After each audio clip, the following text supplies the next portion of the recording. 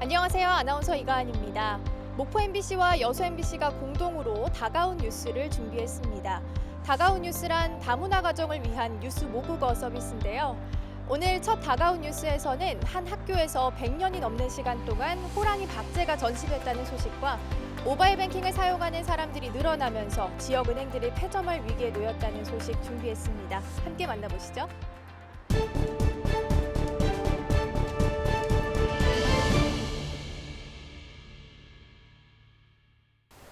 몸길이 1m 60cm의 호랑이 박제가 초등학교 복도 유리관 안에 전시돼 있습니다. 지난 1908년 전남 영광 불갑산에서 포획된 암컷 호랑이로 한 일본인이 박제해 유달 초등학교 전신인 목포 공립 심상소학교에 기증했습니다. 국내에 유일하게 남아있는 한국산 호랑이 박제입니다. 저희 학교만 있는 호랑이 박제니까 저희 학교의 자랑이고 졸업을 해도 계속 기억에 맴돌 것 같습니다. 하지만 오랜 기간 복도에 전시되다 보니 눈에 띄게 털이 탈색되는 등 훼손 논란이 일었고 호랑이 박제를 박물관 등에 맡겨 보다 체계적으로 보존해야 한다는 주장도 제기됐습니다. 아무래도 의미가 있는 박제잖아요. 그러니까 이제 저희 쪽으로 기증을 하면 저희가 이제 보존을 해서 이렇게 활용을 하겠다라는 거였는데 여러 가지 이유로 인해서 이제 기증이 안 된 것 같아요. 학교 측은 전문가 자문을 받아 보존하고 있고 동문들의 반대가 많아 외부 기관의 기증 계획은 없다고 밝혔습니다. 다만 학교 내 오래된 일제시대 건축물을 근대 역사관으로 리모델링해 호랑이 박제를 전시한다는 구상입니다. 시야본원에서 복원을 해서 상시 정시관으로 만들어서 호랑이 박제를 전시하면 학생들과 여러 관광객들이 많이 볼 수 있지 않을까. 113년 동안 학교 복도에 있어 일반인들은 쉽게 볼 수 없었던 한국산 호랑이 박제는 이르면 올해 안에 대중에게 공개될 것으로 보입니다. MBC 뉴스 김한수입니다. 지난 48년 동안 여수 국가산단에 전력을 공급했던 호남화력발전소 1, 2호기가 지난달 말 아름다운 마무리 희망찬 새 출발을 알리며 폐쇄됐습니다. 그동안의 발전량은 14만 5,153기가와트 아워로 지난해 국내 총 발전량의 25%에 해당하는 전력입니다. 한국동서발전은 최근 한전의 여수 광양간 송전선로가 준공됨에 따라 탄소 배출이 많은 석탄 화력 발전 설비를 친환경 설비로 전환하기 위해 예정대로 폐기했습니다. 동서발전은 이미 유휴부지를 활용해 15메가와트급 연료전지 발전소를 운영하고 있고 이번에 철거되는 석탄 발전소 부지에도 정부의 탄소 중립과 에너지 전환 정책에 맞춰 친환경 발전소를 건설할 계획입니다. 탄소 중립이나 제로화를 앞당기기 위해서 이제부터 건설되는 발전소는 친환경 에너지로 전부 전환이 될 것입니다.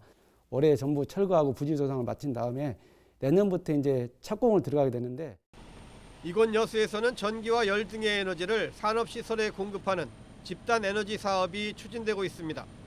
오는 2029년까지 1000메가와트급 LNG 발전소가 건설되고 여수 산단에서 나오는 부생 수소를 활용해 2024년까지 15메가와트급 수소 연료전지 발전소가 준공됩니다. 또 여수시 GS 칼텍스와 함께 탄소 포집 기술 연구 개발을 통해 청정 수소의 생산과 활용에 나선다는 구상도 제시했습니다.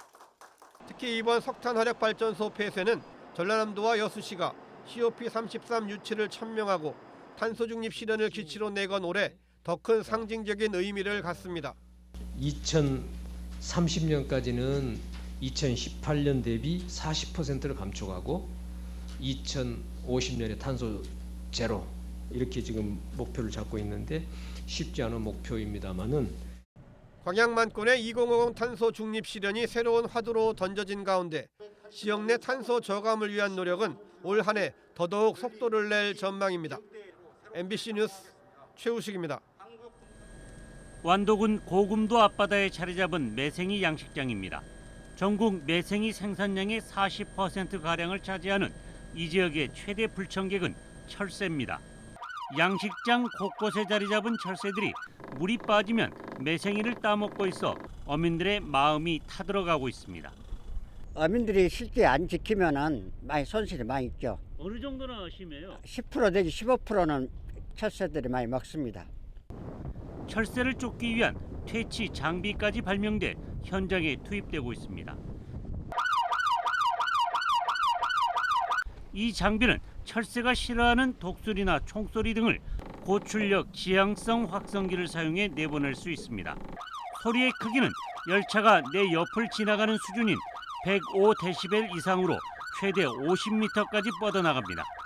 그 조사를 바탕으로 해서 해양수산부에서 국비를 지원받아서 연구 개발을 하죠. 그래서 그 연구를 실제로 애로사항을 해결하는데 이용을 하고, 그리고 이제 현장에 정말 그 연구 결과가 적용될 수 있도록. 매생이 철새 퇴치 장비는 앞으로 김양식장과 꼬막 양식장 등에도 확대 적용할 수 있어 양식장 철새 퇴치에 한몫을 할 것으로 보입니다. MBC 뉴스 김윤입니다.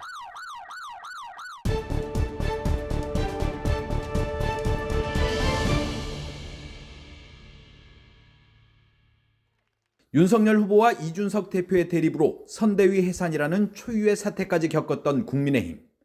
두 사람의 극적인 화해로 당내 혼란은 우선 일단락됐지만 그 사이 민주당 이재명 후보의 지지율 선두 자리를 내주는 출혈을 감수해야 했습니다. 은행에 있어서 실수라든지 또는 뭐 가족 리스크라든지 또는 뭐 당내 내홍 이런 것들이 좀 겹쳐서 반사적 이익을 얻은 효과라는 측면도 있는 것 같아요. 설령 야권에 실망한 분이라 하더라도 바로 이재명 후보를 적극적으로 지지하기에는 좀 아직 좀 꺼림칙하게 생각하시는 국민들이 많은 게, 이재명 후보의 확장성이 명확하게 한계를 보여주고 있다는 분석도 나왔습니다. 국민의힘이 이리 난리를 피웠는데 이재명 후보의 지지율은 평균 35%에 갇혀 있다는 것은 사실은 민주당에 지금 굉장히 비상대책회의를 해야 될 상황이라는 거죠. 최근 상승세를 타고 있는 국민의당 안철수 후보와의 단일화에 대해 주차련 위원장은 가능성을 낮게 봤고 천하람 위원장은 지금은 고려할 상황이 아니라고 판단했습니다. 최근에는 안 후보의 여러 가지 언행을 보게 되면 우리 당 후보와 뭐 단일화라든지 이런 것은 좀 거리가 있다고 봅니다만은, 윤석열 후보 지지율을 정상화해놓고 떨어져 있는 윤석열 후보의 호감도를 올려놓은 다음에 나서야 되는 것이지. 여야 유력 후보들이 내놓은 전남 동부 지역 공약은 해양 관광도시 육성과 스마트 항만 구축, 우주 산업을 비롯한 신산업 육성 등으로 큰 틀에선 차이를 보이지 않고 있습니다. 5년 동안 실행 안 되고 또 5년 후가 되면 또 새롭고 근사하고 그럴싸한 공약들만 말의 성찬이죠. 뭐 그렇게 반복되는 건 아닌가라는. 다만 태양열과 풍력 등 재생에너지 육성에 대해서는 국민의힘은 환경 파괴 등 부작용에 대한 우려가 크다며 신중해야 한다는 입장을 보였고, 민주당은 시대적 요구라며 지역 주민들이 참여해 이익을 공유하는 방향으로 정책을 추진하겠다고 강조했습니다. MBC 뉴스 문형철입니다. 여수 구도심 대로변에서 수십 년간 자리를 지켜온 신한은행 여수지점. 출입문 근처에 작은 폐점 안내문이 걸려 있습니다. 지역과 함께한 긴 시간을 뒤로하고 이 영업점은 오는 17일 문을 닫습니다. 본점에서 폐쇄 결정이 이뤄진 것 같아요. 상가 안쪽에 위치한 국민은행 여수지점도 21일 폐점을 앞뒀습니다. 인근 상인들은 4km 떨어진 여서지점까지 가야 할 처지에 놓였습니다. 나도 지금 가기 전에 또 갖고 와서 앱을 가지고 뭐 잘 안 되는 게 있어서 다 물어봐야 되니까 숙제예요, 숙제만. 모바일 뱅킹 등 비대면 거래가 늘면서 은행 영업점들이 빠르게 사라지고 있습니다. 지난해에만 전국 영업점 200여 곳이 사라졌고 전남 지역에선 최근 1년 새 15곳이 폐점할 정도입니다. 이제는 고령 인구 밀집 지역의 은행들까지 사라지면서 논란이 일고 있습니다. 특히 은행 폐점이 예정된 여수 교동 일대에는 전통시장이 밀집해 금융 수요가 많은 데 반해 상인들과 고객 모두 고령층인 상황입니다. 구도심권에는 그렇게 되면 쉽게 말하면 제일금융이 거의 없다시피 되는 거거든요. 나이 많으신 분들이 많거든요. 이분들은 또 이동하시는데도 상당한 또 제약이 많으세요. 저희들한테는 큰일이긴 큰일이에요, 솔직히. 인근 주민들도 폐점 전부터 불만과 우려를 쏟아내고 있습니다. 젊은 사람들은 잘 할 수 있는데 우리 나이는 아직까지 그런 거 잘 익숙하지 못해갖고 잘 모르거든요. 금융업 비대면 전환의 바람이 고령층이 많은 지역 구도심을 가장 먼저 휩쓰면서 디지털 금융 취약계층을 위한 대책이 필요하다는 목소리가 높습니다. MBC 뉴스 강서영입니다. 울창한 수목이 베어나간 산비탈. 논과 밭 바닷가에도 태양광 패널과 풍력 발전기가 우후 죽순처럼 들어서고 농지 투기 바람까지 거세게 불고 있습니다. 정작 생산된 전기 대부분은 다른 지역에서 쓰고 있습니다. 난개발 피해는 주민들 몫이고 개발 이익은 대기업과 몇몇 개인이 독식하고 있습니다. 주민 갈등이죠. 주민들과 충분한 토론이 되지 못하고 기업 이익을 중심에 두다 보니까 이익은 결국은 밖으로 빠져나가고 주민들은 피해를 보는 이런 상황이 계속 반복되고 있기 때문에 이 때문에 민간 기업 위주였던 신재생 에너지 사업을 공영화해 해당 지역과 주민들에게 돌려주자는 목소리가 제기됐습니다. 자치단체와 공공기관이 재생에너지 사업을 주도하고 주민 참여도 보장하자는 겁니다. 가장 큰 피해를 보고 있는 전남에서 신재생에너지 공영화를 주민 발의로 조례 제정을 추진하고 있습니다.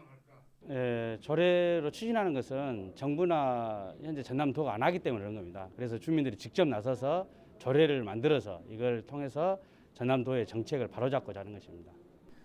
지방자치법 개정으로 새로 만들어진 주민조례 발안 제도의 첫 사례로 주목받고 있습니다.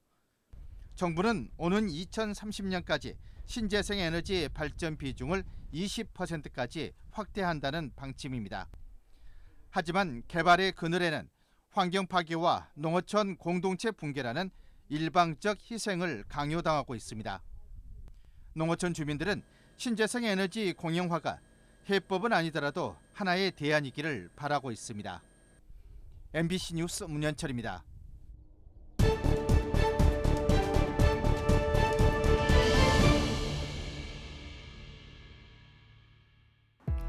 오늘 첫 다가온 뉴스 어떻게 보셨나요?